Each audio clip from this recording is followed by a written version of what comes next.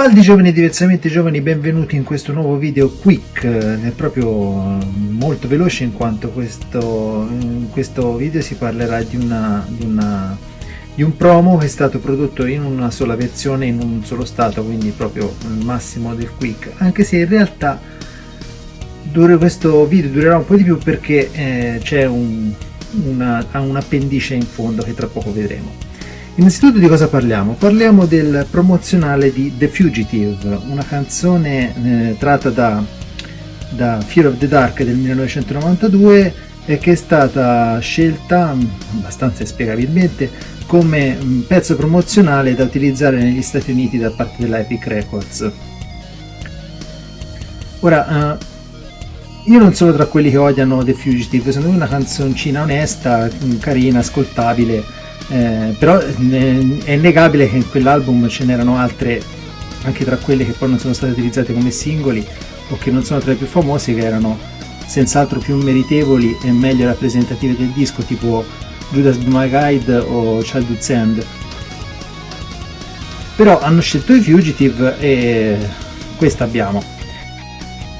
Infatti in questo singolo abbiamo come tracklist The Fugitive, la canzone, poi Roll Over Vic Vella, che è una cover di Roll Over Beethoven di Chuck Berry con il titolo cambiato con Vic Vella, che Vic Vella era un roadie storico degli Iron Maiden che li ha accompagnati dall'inizio della loro carriera, un burbero tipo maltese che faceva anche le aiutava anche col sonoro dei loro concerti. E comunque è un loro caro amico al quale hanno voluto tributare questo omaggio. E poi c'è un'intervista a Bruce Dickinson, che è il motivo per il quale questo video durerà di più, perché faremo anche un piccolo listening di questa intervista che Bruce ha pubblicato in questo promo. Diciamo che le cose principali sono queste, in quanto il singolo poi in realtà all'interno è semplicemente un CD con una serigrafia minima e questo foglietto che è proprio un foglietto, nel senso che c'è questa foto della band qui e la copertina. La cosa più carina, diciamo, la copertina, che vuole riproporre il form che veniva riempito negli anni 90 per richiedere alla casa discografica la pubblicazione di un singolo, e ci sono delle cosine divertenti scritte qui in questo form, in quanto non è stato ovviamente riempito in modo serio, ma è stato riempito in modo scherzoso. E qui presentano la canzone The Fugitive, viene spiegato sempre in modo ironico, vengono date tutte le risposte che vengono chieste nel form, e dopo viene presentata la B-side, B-side perché a quei tempi c'era anche la versione in vinile, cioè qua sempre la versione in vinile. In questo caso, essendo soltanto un promo in CD, non c'è, però diciamo che l'hanno riempita con la canzone dal lato B, diciamo, che è appunto la Rollover Vic Vella di cui parlavamo prima, e spiegano tutte le cose relative a Vic Vella in questo forum. La cosa più curiosa è leggersi tutte le cose che hanno scritto qui. Se volete mettete in pausa il video e guardate, perché alcune sono divertenti.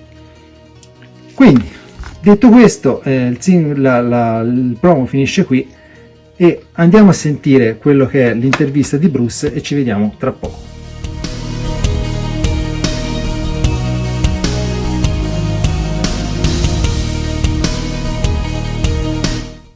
We started, I guess, around the end of October, actually songwriting on the album, and there's always a lot of ideas kicking around with Iron Maiden, and it's actually, writing material is something which I'm ashamed to admit we don't really have a tremendous problem with.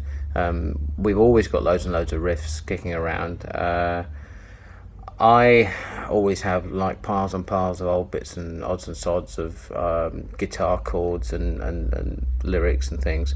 And I know Yannick has a huge load of riffs as well. So in actual fact, there's plenty of material to choose from and pick from. The problem in actual fact on this album was really what to leave out, because we had 16 potential songs, really, even without trying, and we got as far as doing a dozen of them, and we had another 4 that we we're sort of in the pre-production stage with, and we just said, well, look, we're never going to be able to do all 16. Why don't we just do these 12? I mean, isn't 12 songs on an album enough? It's going to be an hour long as it is. And so we went with those 12 songs, of which there is a tremendous variety even within the 12 songs. I mean, there's writing partnerships between myself and Yannick, and between myself and Dave, and between Yannick and Steve, and of course Steve writing his own stuff on his own. And I think that there's a depth of the material on this album which has been which hasn't been there on any previous Iron Maiden album. It goes right the way from things that sound almost sort of wouldn't sound out of place in a Pink Floyd album, to things that sound sort of like vaguely Celtic, to things that sound like the ghost of 1972's crept on there with Hammond organs. And I mean, it's just an astonishing range that I didn't even realise we'd done, in fact, until I got the final mix, the final tape of the record, and listening to all the tracks back to back, I was really knocked out, because I thought, my God, what have we got here? We got something really special. I think that people aren't making records like this anymore, with this kind of variety, especially not a band which has been on the road and working as hard as we've done over the 10 or 12 years, however long it's been. I think it's remarkable that you come up with an album like this that sounds like fresh as a daisy. It sounds like a new band. From a technical point of view, we recorded it at a studio that Steve built on the site of an old barn where we recorded the last record, which is sort of in his backyard, effectively. It does have a very, very good sound to it. I mean, we went for the best combination of old technology in terms of using old valve mics and things like that, and new technology, i.e. Digital recording technology, and used a Neve V-Series desk with all the computers and flying faders and everything else that people use now to make life easier for themselves when you're doing mixes. But we still record the album, even using that all this new technology. We still record it in, how can I put it, a fairly traditional way. In other words, it's the performance that is the thing, and all the equipment does is merely enable you to capture the performance better.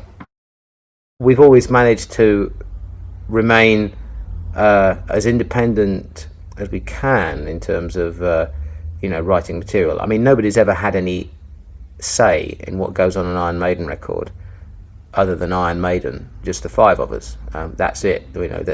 We make all the decisions between the five of us. But having said that, there's definitely been times when I felt, it would be nice to just go away and perhaps not do something for a few months and come back and take stock and take a little bit more time over things.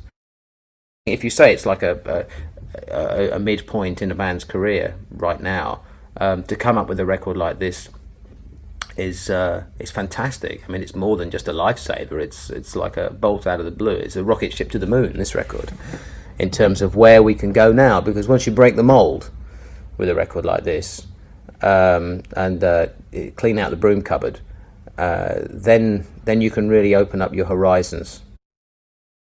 Yannick has grown in the last 2 years into the sort of guitarist he always deserved to be, but nobody else ever let him be. I just get gut feelings about people, and when I saw him, God knows how many years ago, 12 years ago was it, or whenever I was in Samson, I saw him playing in a church hall with White Spirit, and he had it was just the way his fingers hit the fretboard, and the way he produced sounds out of the guitar, that I thought, this bloke has this guy is really, 1 in a million or 1 in 10,000 or whatever it is. This guy has really got something very special between him and a guitar, and it's going to come out. It has to come out of him. And he did the stuff with Gillan, some of which was good, some of which was was okay. But I think a lot of that was because of political garbage in the band. I mean, I knew the guys in the band, fairly well. I'd toured with them in Samson, and I know that things there were funny things going on in band. And whenever you have a funny atmosphere in a band, it's very hard, particularly when there's a big age difference in the band, as there was with Yannick. He was always looked upon as being, oh yes, the new kid on the block in Gillan. Not, I don't think, by Ian, but I think probably by the other guys in the band who are like experienced old pros. And I hate that garbage because it stifles creativity, and it stifles the naivety and the childlike thing where you've just, because to just go and go off the deep end when you're going to play a solo, or when you're going to go and do something, or when you're going to perform. You've got to open up when you're performing, especially in the studio. You can't just be a clam and keep your sphincter tight shut and go and yell and scream because you're mad as hell, etc., and just fit into the grooves of everybody else. You've got to be prepared to open yourself up and make a fool of yourself if necessary, but just don't think about it. Just go do it, because nobody, and be in the confidence that nobody's going to laugh at you if you screw up. And his playing on this record, his playing on my solo record, I thought was outstanding. And I think that his playing on the new Maiden record is, more than twice as good. I would say it's really truthful guitar playing, and it comes, from really deep down inside. And I can't say how much I think his sound and his personality and everything, his whole stamp, is all over this record. He was a bit worried at first that the Iron Maiden songwriting process might be a bit conservative, in terms of it's got to fit into an Iron Maiden sort of mold. And I was more like, well, no, let's open things up a bit, And I think a song like Wasting Love, for example, which he was like, oh, Steve's never going to go for this. I said, no. I said, just let's just wait and see. Let's play it to him. And of course, Steve went absolutely bananas about it, because I think it's a really good song, and there's nothing Steve likes better than a good song. And a lot of people make that mistake with him, of thinking that because he writes lots of time changes, because he writes lots of tricky little bits here and there, that he doesn't listen to good songs and he doesn't appreciate them. He's actually more of a songwriting fiend than a lot of people that profess themselves to be songwriting fiends. It's just that he doesn't choose to write in cliches all the time. So anyway, so that was I suppose the difference in the relationship. Was it was ironic that he was being almost a bit on the conservative side in that sense. But I was very keen to try and shift things around. Ironically, we had one song which sounded like a dead ringer for an Iron Maiden song, and we took it along, and Steve said, I said, yeah, it's good, but it sounds too much like an old Iron Maiden song. and yet it was like, oh man, he said, you can't win, can you? He said, and I said, no, but that's exactly what I mean. I said, just go with what feels good, and 9 times out of 10 it will be what makes it to the record is what feels good first off the bat. And Be Quick or Be Dead was I think it was it the first? Yeah, it was the first track we wrote together for the album. And we did all the songwriting, I guess, me and Yannick's songwriting in I guess 3 or 4 afternoons around my house, really. I'm pretty lazy with the words. I usually get a verse and a chorus, and then I say, oh, well, that'll do for now. I've got a verse and a chorus, and then I sit around for about 2 or 3 months, waiting for inspiration to fall on my head like bird shit, and then it doesn't, and it's like 2 weeks, and I've got to sing the bloody thing. So I start panicking and start taking train rides to nowhere, and taking a scribbling pad and staring out the window and things. But that's how I, get my jollies when I write the words. With Davey, he sent me a tape. He sent me a cassette tape of one track was Judas My Guide, which was almost like a complete backing track. And what was interesting was that it was just him on guitar and a drum machine. and it sounded, and straight away I put it on, and my wife shouted from downstairs, and she went, "Is that the new Iron Maiden album?" and it just sounded instantly like Iron Maiden, just Davey on his own. It was it was fascinating. So I stuck some words to that one, and more or less just I think we dropped in like a middle eight or something, or whatever you want to call it, in the middle, and that song remained more or less as Davey had conceived it, with just me singing over the top. Chains of Misery was a bit more raw when it arrived. It was basically just the riff that starts the track with a little variation on it halfway through, and it just kind of went on and on like that. It didn't really have much formal structure to it, and it didn't take a great deal, because it was in like this sort of like 6/8 thing, and Maiden had never, to my knowledge, never really done a song like that before. In that kind of shuffle sort of groove feel, so that in itself was enough to make things sound quite different. I remember we had a big argument in the studio about whether or not it should be played faster or slower. We had the same argument about Flight of Icarus actually as well, and I thought, oh well, I better stick my head on the chopping block then, because I decided that it had to be the tempo it is at the moment on the album, because I thought any faster it would sound like it was being rushed, and I didn't want to fall into the trap of sounding like we were panicking on a song. And I still maintain Flight of Icarus sounds great the speed it is on the record, but we still play it twice as fast live, so we have a compromise. From Here to Eternity is a straightforward, tongue-in-cheek groove rock song. It's the most light-hearted tune on the record, because the rest of the album is pretty black in terms of its lyrical vision, if you like. Although I don't get depressed about that, I always get cheered up by listening to black lyrical visions. I mean, it comes from a misspent childhood listening to Peter Hamill lyrics and things like Black Sabbath, but all that sort of like mega depressing, think I'll just stick my head under this metal press, and everything, and it great, I mean that stuff cheers me up. The last album was done in a tearing hurry. It was great fun. It was full of enthusiasm. It was loads of fun. I thought the songs on it were terrific, and I thought the sound on the album didn't do them any justice at all in hindsight.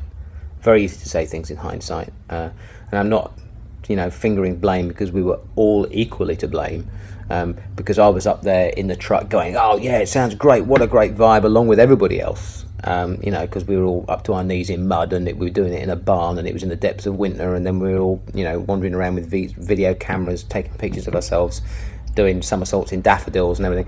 I mean, it was a good laugh, it was a hoot. In actual fact, it's exactly what we needed after 8 years of tour album, and having everything really tightly scheduled. It was the band,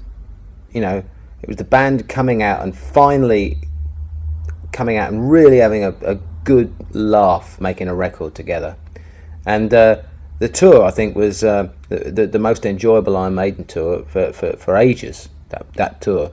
So now, after all that, there's suddenly the creeping realization set in. I think Yannick had a lot to do with it, because he's a halfway house, I think, between me and Steve. If I'm like the one that wants to fly off and do potty things all the time, Steve is the guy that is all he's interested in is Iron Maiden being really kind of more conservative in that sense, with a small c, and Yannick, I think, is somewhere between the two, and I think that having him in the band as somebody who can always be relied upon to speak his mind, which is something Adrian didn't really do. It's not really in Adrian's character, if you like, to do that.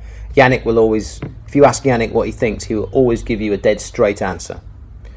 Not what he thinks not what he thinks you want. It's what you want to hear. He will give you exactly what he thinks, and everybody in the band respects him for that. And I think it's given us the opportunity to turn around and say to everybody, okay, everybody has the job of pulling everybody else up by their bootstraps on this record in terms of sound and in terms of everything. And we questioned everything on this album. We questioned everything from Eddie to the logo to, to the strings, to who we were going to do equipment with, to who was the lighting, who was the PA company. We took everything apart before we went into this record and said there's no sacred cows left for Iron Maiden, and if we're going to carve our name on whatever the totem pole is of success that ends up in the year 2000, if we're going to be there, then we have to get ourselves stripped down and really go for exactly what we need to do that. And so that's what we've done on the record. And I guess the reason why we never did it before was because we were always too busy touring and making records and doing other things. And we never really got a chance to step outside of ourselves and say, hang on a minute, what has been going on in the rest of the world the last 10 years that we've been selling millions of records? I think we've done what we have to do with the record to guarantee a place, right up the top of the first division. This is the one which I think is going to slap people upside the head. Eccoci qua, abbiamo sentito l'intervista a Bruce, ancora una volta vi mostro il promo. Grazie per essere stati qui con me finora, come sempre, Happy Islands.